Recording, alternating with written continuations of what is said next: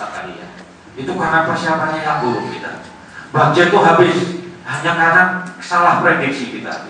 Makanya di praproduksi tolong itu harus dipersiapkan dengan betul. Kalau kita memang mau ngambil lokasi tertentu, adegan tertentu, pada pemilihan talent tertentu, itu juga harus dipersiapkan dengan betul. Kalau tidak, itulah menyangkut budget. Tapi kalau untuk ini ya silakan saja. Mau selesainya 2 tahun sampai 10 tahun bahkan 1 abad pun film silakan saja. Bahkan sampai mengambil gambar tidak jadi pun kan nggak ada tuntutan. Tapi kalau kita ditentukan oleh satu durasi yang sudah harus dipertanggungjawabkan, tidak bisa kita dengan praproduksi yang buruk. Makanya banyak hal yang perlu dipersiapkan di praproduksi itu tadi sudah saya sebutkan, ada promosi dan lain-lain. Terus yang kedua,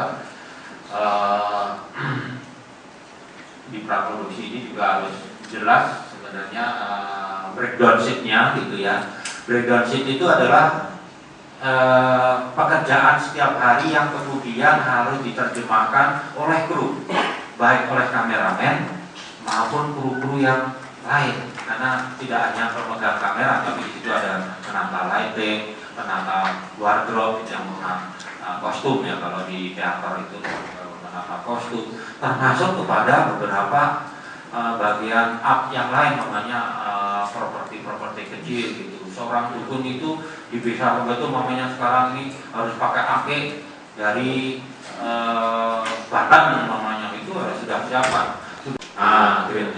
Greenwood itu daerah yang golf itu udah berangkat lagi. Akhirnya itu syuting jam 2 malam ya. Padahal kita sudah prepare dari jam 9. Itu terus aja. Wah, ini berarti karena kelemahan kita bicara itu gitu. Tapi ya saya suka-suka aja, pokoknya saya dibayar waktu itu hanya sebagai pemain. Tapi produser pasti pusing luar biasa karena bayarin alat itu. Alatnya itu disewa dari Jakarta ya. Ada kalau nggak salah cukup besar lah. Zaman dulu itu saya cukup kaget, ada namanya lampu hayam itu kan kaget di zaman tahun berapa bu? 15 tahun yang lalu itu lama sekali.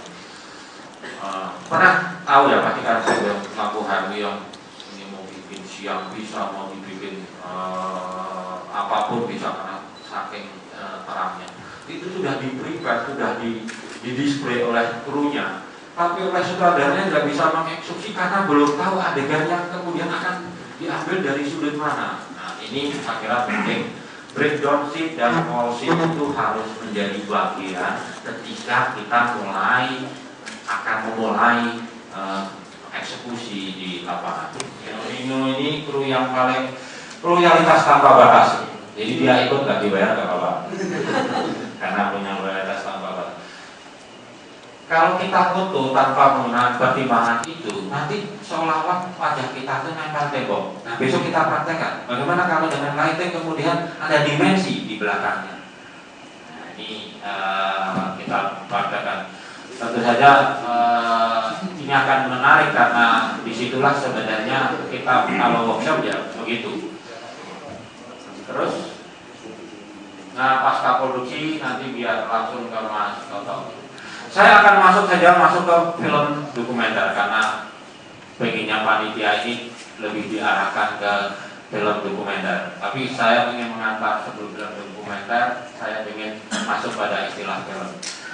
Kata kunci film dokumenter kayak definisi tidak perlu saya ungkapkan bahwa yang jelas film dokumenter kata kuncinya menampilkan kembali fakta dalam satu kehidupan yang berupa video visual, audio visual. Terus saja. Nah, ini yang sekarang menjadi tren.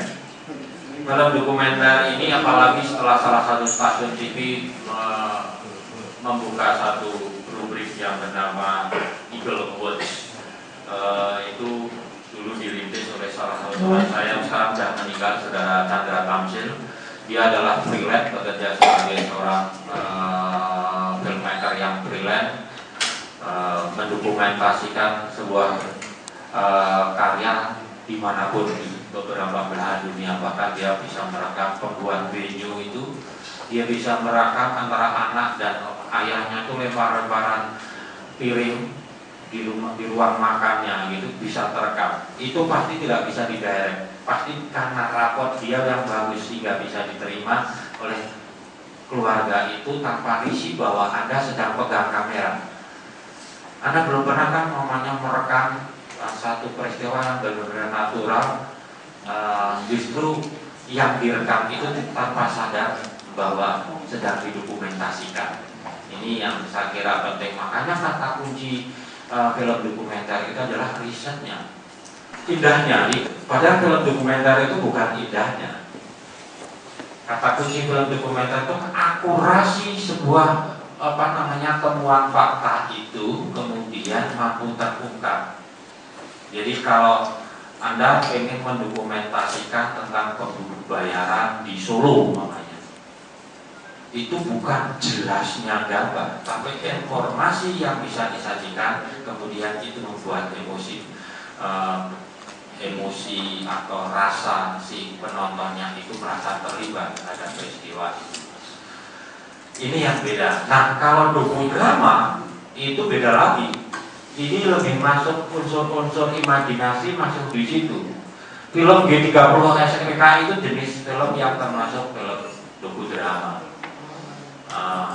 Akan ada unsur imajinasi.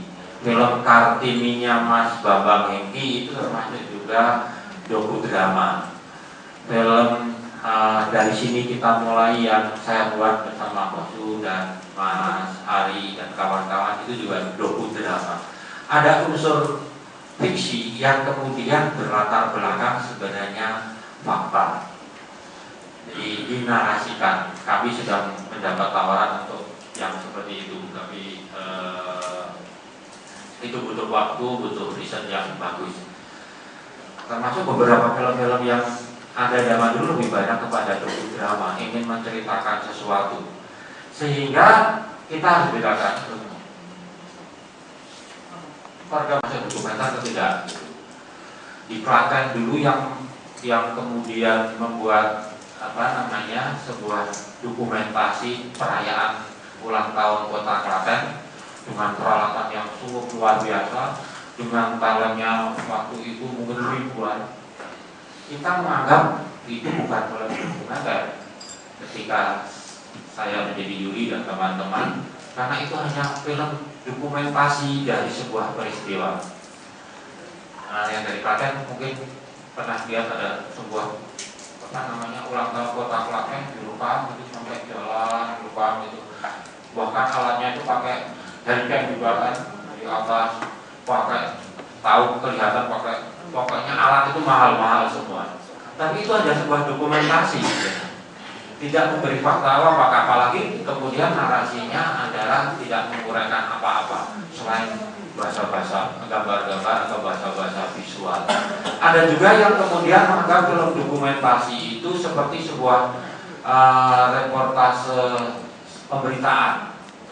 Ya memang boleh, karena itu kemudian masuk sebuah wilayah itu, tapi itu nanti akan terjebak bahwa film dokumenter itu ya hanya sebatas reportase.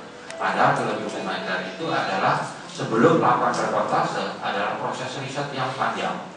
Nah ini yang kadang-kadang tidak pernah terpikirkan, apalagi sejumlah instansi mungkin juga Bunpar nanti akan buat film dokumenter tentang pariwisata, pokoknya nanti ada Borobudur, ada Prambanan, ada sudah cukup itu. Tapi tanpa sebenarnya riset yang bagus akan menghasilkan gambar-gambar yang tidak memberi informasi yang bagus buat saya.